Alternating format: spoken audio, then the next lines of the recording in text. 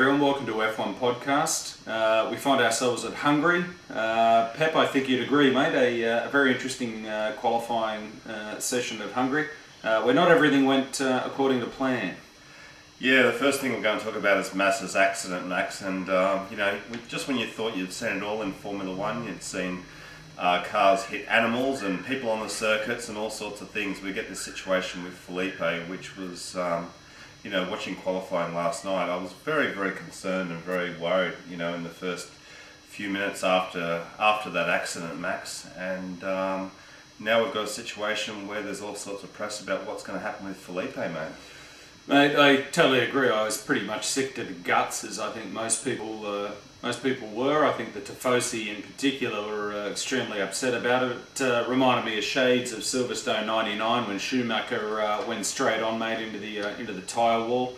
But who'd have thought something as innocuous as a spring falling off, in this case Barrichello's car in front of him, ended up smashing into his helmet and fracturing his skull. Yeah, very, very sad, Max. When they showed the in-car footage, first of all, I couldn't believe that Massa wasn't turning the wheel. I was thinking, why is he not trying to stop the car going into the tyre barrier? And of course he was unconscious or semi-conscious or something as this thing smacked into his helmet.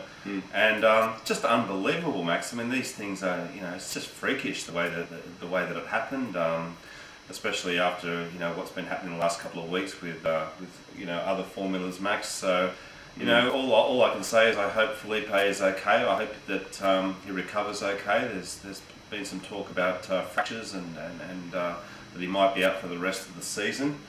I'm not sure. I wouldn't be surprised. Apparently he's fractured the base of his skull and the front of his skull as well, ripped his visor off. But who'd have thought? I mean, when you think about it, Barrichello wasn't...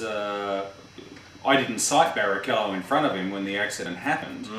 So this spring that came off the back of Barrichello's car was obviously bouncing around the circuit, and Felipe hit it at a rate of knots. Yeah. And it was terrible. I had my heart in my mouth as he was heading for the tyre wall, and when there was no movement, and I saw. I saw one of the marshals do that, which is the universal sign for the driver's unconscious.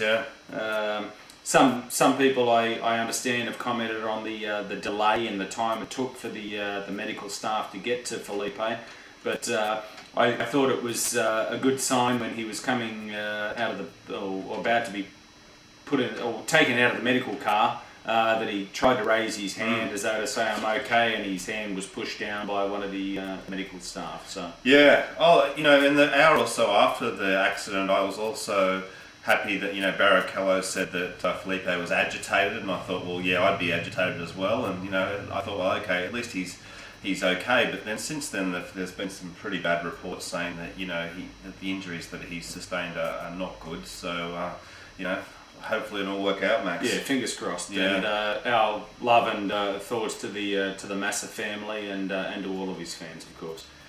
All right, Max. Let's move on to the qualifying for Hungary, and Alonso put it on pole, and the timing went out in the last minute or so of the session, which was very bizarre as well. Everyone's running around. You don't know who's posted the best time, but Alonso did it, mate. I knew Pep because I was there with my stopwatch and I was going, yeah, and I was doing that, writing things down. No, I mean, it was a lottery, wasn't it? Yeah, it was, yeah. And, we found out subsequent to that Alonso had a light car, so possibly that's why the Renault was on pole. And why wouldn't you do that in Hungary, given the fact that there's not much overtaking to be had, mate? So, Alonso's done it. Yeah, he has done it, and it's a good PR thing for, I guess, for Renault to have the top three places on the podium filled by Renault-powered cars, which is great. But what's Alonso on? He's on 637.5 kilos.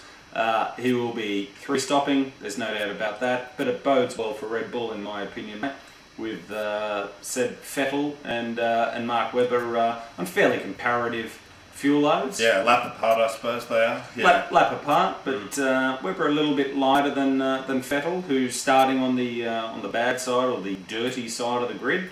But I was really impressed with McLaren. Yeah, they did so well in practice as well, with Lewis and Hakey getting up there, and of course Hakey won the race last year, and hopefully McLaren have made that step forward with their aero, and they seem to be there, Max. Lewis is on in P4, so we'll see, mate. And well done to Nico Rosberg, and well done to Williams. It's great to see Williams up the pointy end of the grid again as well. And let's hope that Nico's been fairly strong of late as well, which has been fantastic. Yeah. And let's hope that Nico can do good things as well for our friends at Williams.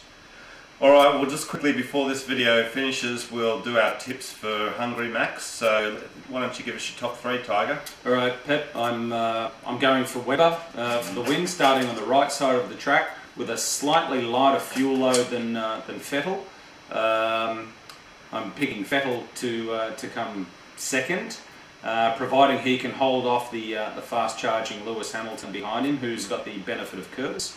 And I'm picking Lewis actually for P3.